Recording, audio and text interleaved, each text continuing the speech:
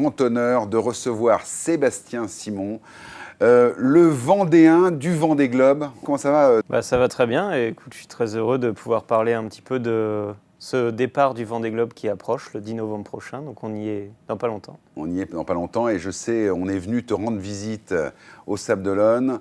Tu as déjà en quelque sorte pris possession du quai du Vendée Globe, qui s'appelle d'ailleurs le quai Vendée Globe, hein, je crois. Hein. Le ponton du Vendée Globe, Le ponton du Vendée Globe, oui. Il n'y a que quelques bateaux. Il y a le bateau Titouan Lamazou qui est là un petit peu en trophée, on va dire ça comme ça. Et il y a quelques bateaux qui sont arrivés depuis qu'on est venu. Non, il y a toujours les 6 projets basés au Sables d'Olonne. Nous, on a la chance d'être amarrés toute l'année sur le fameux ponton du Vendée Globe. Et dans moins d'un mois, il y aura 40 bateaux, les 40 concurrents de cette prochaine aventure. On va en parler, mais alors, dans cette émission, on reçoit des personnalités au destin extraordinaire. J'aimerais un petit peu, pour le grand public et pour les gens qui nous regardent dimanche midi, que tu nous racontes un petit peu cette passion pour la mer, cette passion pour la navigation. J'ai commencé effectivement avec mon papa, j'étais tout petit, je ne me souviens même pas à quel âge exactement, mais c'est devenu une passion au fur et à mesure. Avant, je pense que j'aimais bien l'esprit d'aventure, et puis un jour, je me suis mis à la compétition à 12 ans.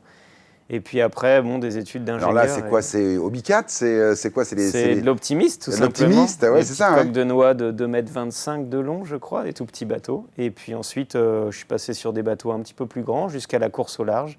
Et puis ces bateaux du Vendée Globe. Incroyable. Alors, tu n'en es pas à ta première course, et on le dit pour nos téléspectateurs, tu es un challenger très sérieux pour la gagne du Vendée Globe. Là, C'est pas à moi de le dire, mais en tout cas, je suis déterminé, c'est sûr. Ouais. Bon, ce bateau, on peut en dire 2 mots. Alors, c'est ta passion. Toute l'équipe de ton bateau a travaillé d'arrache-pied pour le convertir en bateau en solitaire. C'était pas un bateau fait pour ça au départ? C'est un bateau qui a été conçu pour remporter The Ocean Race avec une équipe américaine, et ils l'ont fait. Ouais. Donc ce bateau a déjà fait ses preuves. C'est un bateau de dernière génération. Et nous, donc on en a fait l'acquisition il y a à peu près 1 an et on l'a adapté pour cette course autour du monde en solitaire. Ouais. Donc mon équipe a énormément travaillé et la famille Dubreuil également à mes côtés. Donc je les en remercie parce que bientôt ça va être à moi de jouer. Ouais. Alors on le dit, c'est un foiler, donc c'est un bateau qui vole. Quand tu parles de ce bateau, on parle de naviguer, mais on parle aussi de voler. Oui, on fait partie. J'ai la chance de faire partie d'une page de l'histoire incroyable du monde de la course au large. C'est qu'on a des bateaux équipés de foils, donc des espèces d'ailes d'avion, qui fonctionnent exactement comme une aile, tout simplement, et qui permet au bateau de voler. Ouais. Et c'est assez incroyable parce que ça procure des sensations complètement différentes de celles de juste glisser sur l'eau.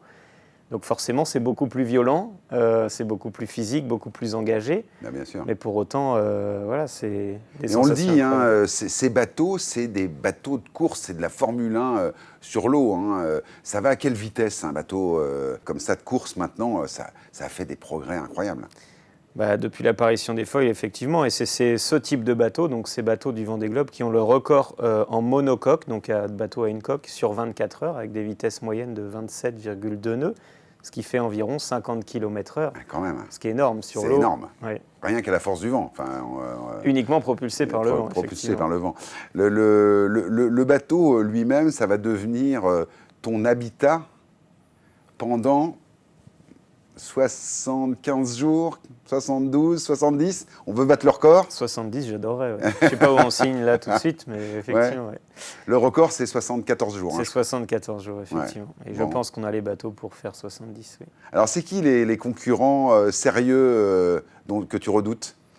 Il y en a plusieurs, évidemment, mais je vais essayer de ne pas trop les regarder parce que je vais faire ma propre course. J'ai effectivement une petite déception d'il y a 4 ans où j'ai dû abandonner alors que j'étais en 4e position, après avoir d'ailleurs m'être dérouté pour sauver un skipper qui avait brisé son bateau en 2.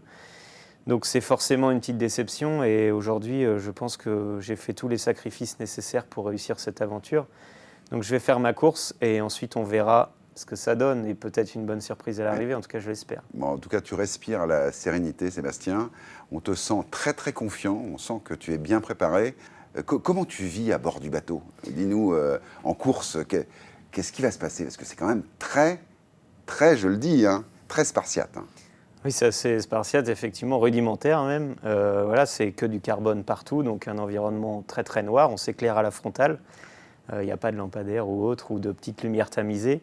On a une petite cuisine qui ressemble tout simplement à un réchaud de C'est camping. ça, ouais. Voilà. Ce bateau, il est sublime, hein. Je pense qu'il y a une petite histoire d'amour avec ce bateau maintenant. Bah, c'est un peu une œuvre d'art quand même. Ouais. C'est l'œuvre d'artisans de haute technologie. J'aime bien dire ça comme ça. C'est du savoir-faire qu'on a chez nous. On a beaucoup de chance. Et donc on a adapté en plus ce bateau à notre main pour que je puisse effectivement vivre 3 mois à bord. Donc même si ça paraît simple, après c'est aussi en termes de décision, parce que tout élément de confort réduit un petit peu la performance puisque ça alourdit le bateau. Mais bien sûr. Ça paraît assez logique. Chaque kilogramme est mûrement réfléchi supplémentaire, hein. Exactement. Et en même temps, il faut aussi se dire qu'un petit peu de confort, c'est ce qui permettra d'être peut-être Un peu performant un peu plus dans la durée. Et à l'intérieur du bateau, il y a 2 sièges qui ont été moulés à ton corps. Oui, effectivement, ces sièges en fait sont issus d'une réflexion après un accident assez grave que j'ai eu en fin d'année dernière où j'ai eu une commotion cérébrale, j'ai dû me recoudre moi-même et j'ai eu une fracture de vertèbre. En course. En course, voilà. Donc j'ai eu beaucoup de chance. Et donc du coup, on a essayé d'adapter l'ergonomie pour apporter aussi plus de sécurité. Donc on a moulé des sièges complètement sur moi et mon corset a même servi à découper la forme du siège un petit peu. Ah oui. Voilà, donc, et en plus, on a adapté une ceinture de sécurité et ce siège, on l'a aussi monté sur des amortisseurs. En fait, on se retrouve c'est un peu comme des sièges qu'on retrouverait soit dans une Formule 1, soit dans un avion de chasse, je ne sais pas trop. Ouais. Et c'est ce qui me permet de pouvoir veiller, piloter le bateau tout en étant dans une position confortable. Parce qu'on le dit, hein, les gens se rendent peut-être pas bien compte, mais c'est un vrai pilotage. Il y a même des jets incroyables dans certaines manœuvres. Tu es seul à la manœuvre, mais parfois le bateau, il y a des contraintes et des virements de bord qui génèrent des jets hallucinants, hein. En fait, le bateau, faut savoir qu'il vole et du coup, il peut aller dans le sens opposé aux vagues, ce qui peut générer des vitesses de rapprochement au-delà des 50-60 km/h, ce qui génère des chocs verticaux de la coque au-delà des 4G, donc ce qui est proche de ce que subissent les pilotes de chasse ou les pilotes de Formule 1. Donc nous, c'est des chocs qui sont verticaux. Voilà. Et puis en plus, il y a les décélérations du bateau quand le bateau finalement arrête de voler et se crache dans une vague un petit peu. Donc forcément, on reçoit beaucoup de sollicitations et c'est assez troublant parce qu'on ne le voit pas forcément venir. On peut essayer de le sentir, mais c'est difficile d'anticiper tout ça. Donc, alors, cette vie à bord, alors, comment tu l'appréhendes? Parce que donc, en solitaire, 74 jours ou moins, ou en tout cas quelque chose comme ça, seul à bord. Comment on vit seul à bord d'un bateau comme ça? Comment on vit cette expérience? Ça doit être quand même assez éprouvant. Enfin, tu dors pas beaucoup. On dort pas beaucoup, on perd son rythme biologique, on change de fuseau horaire par rapport à nos proches. Et je dois dire que les premiers jours sont assez difficiles parce qu'il faut s'habituer, il faut devenir marin. Et je pense que assez naturellement, on est tous terriens, on dort la nuit, on se réveille le jour. Nous, il faut continuer de piloter le bateau, on ne l'arrête pas pendant la nuit, donc on va faire des petites siestes. Et puis tout simplement, au bout d'un moment, on finit par s'habituer à l'environnement, aux bruits qui sont parfois un peu angoissants. Et voilà, les premiers jours sont toujours un peu difficiles. Et pour compenser un petit peu ça, avant les départs, j'essaie de naviguer le plus possible pour m'habituer tout simplement au bateau et puis pouvoir, dès que le départ est donné... Tu disais, tu parles bon, il n'y a pas de la passion, on sent que tu es un navigateur dans l'âme, etc. Mais c'est vrai que dans un bateau de course comme celui-là, qui va vite, il y a du bruit, il y a de la force, il y a le vent. T'as peur des fois? Peur, non, je dirais pas que c'est le mot. Je gère la situation. Oui, vaut mieux, mais... humblement, bien sûr. La machine est quand même très, très puissante, mais voilà, c'est... Disons que j'arrive à anticiper ce qui pourrait arriver et j'arrive à réguler en quelque sorte la puissance du bateau, mais c'est sûr que les bruits sont vraiment très intenses. Ça craque, ça siffle, ça tape, enfin voilà, donc c'est... Et puis on le dit, c'est quand même 74 jours en mer, donc il n'y a pas que de la mer d'huile, hein. Non, ça n'existe pas, à part dans les livres, effectivement. La mer, elle pardonne rien, c'est un autre élément, c'est un peu comme la montagne finalement. Donc il faut rester humble vis-à-vis de ça et être assez prudent. Voilà. Cet événement sportif, toi qui es vendéen, tu dois en être fier. Tu es un peu l'enfant de cette course, d'une certaine manière. Bah, effectivement, je suis assez honoré d'être le premier Vendéen à pouvoir participer au Vendée Globe et j'espère pouvoir franchir la ligne d'arrivée cette fois. Et surtout, j'ai la chance d'avoir un événement pareil au pied de chez moi, tout simplement. Je suis né avec cette course et c'est probablement cet événement, ces aventures de grands marins qui m'ont probablement donné cette passion, en quelque sorte. C'est qui tes marins inspirants qui t'ont donné envie de faire cette aventure, cette carrière. J'ose même pas dire carrière, parce que c'est vraiment une aventure humaine, en fait, de devenir marin comme ça. Tout à fait. Il faut d'abord être passionné. Et après, des parcours qui m'ont beaucoup inspiré, évidemment. François Gabard, Ah oui. Armel Lecléache, ils sont issus de la même sélection que moi, en fait. J'ai participé à une sélection qui m'a permis de faire de la course au large. Donc j'ai un peu le même parcours que ces deux marins. Et puis j'ai un parcours assez particulier avec Jérémy Bayou, qui m'a aussi beaucoup soutenu au début de ma carrière, et contre qui je cours aujourd'hui. Donc ce qui est assez incroyable, et je suis plutôt Alors, qui fier. t'a appris? Qui m'a appris? Mon papa, tout simplement. À ton père. Voilà. Et donc, vous partiez ensemble faire des virées. C'était un marin, lui aussi? Oui, c'était un marin. On a appris en croisière tous les deux. Donc au début, j'adorais juste changer d'habitat, en quelque sorte, aller de port en port, rencontrer des gens, voir des nouveaux environnements. Et puis un jour, en fait, c'est juste la compétition qui m'a donné envie. Qui t'a attisé. Voilà. Non, c'est des parcours incroyables. On le dit, hein, tu as 34 ans. On vit, je dirais, sa passion, et en même temps, c'est beaucoup, beaucoup d'énergie, quoi.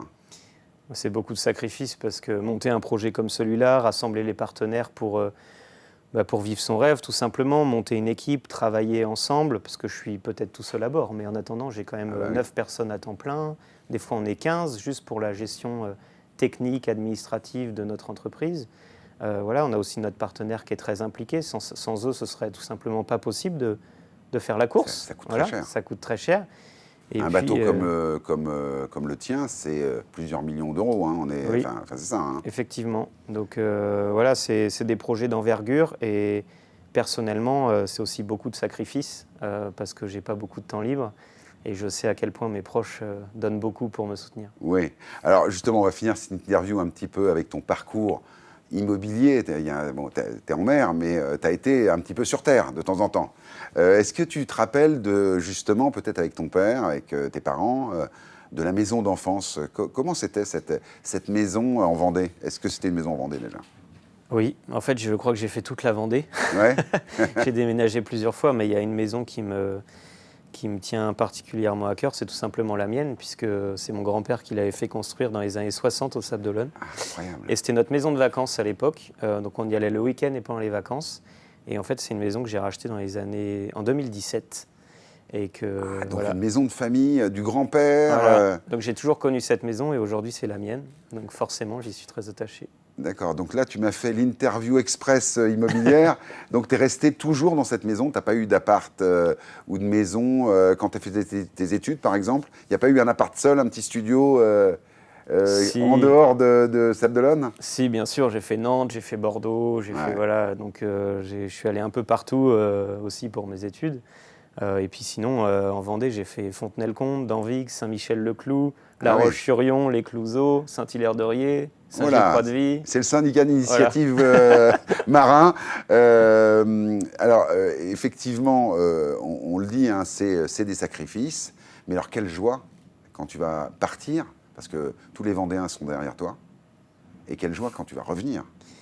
Plutôt ça, oui. Je crois, parce que déjà prendre le départ d'une course pareille, c'est déjà une belle victoire. Franchir la ligne d'arrivée, je pense que c'est presque un exploit.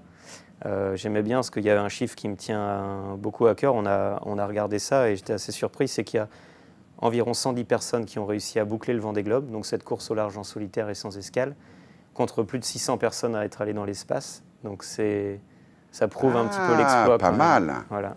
J'aime beaucoup ce chiffre également. Ça sera le chiffre de la fin, Sébastien. Alors, on va te souhaiter bonne chance. On va te dire le mot de 5 lettres pour le départ de la course. On le rappelle, le 10 novembre. Le village Vendée Globe commence à partir de la mi-octobre. Hein. Exactement, 18 octobre. Donc là, venez au Sable d'Olonne, commencez à supporter et à admirer les bateaux de cette course.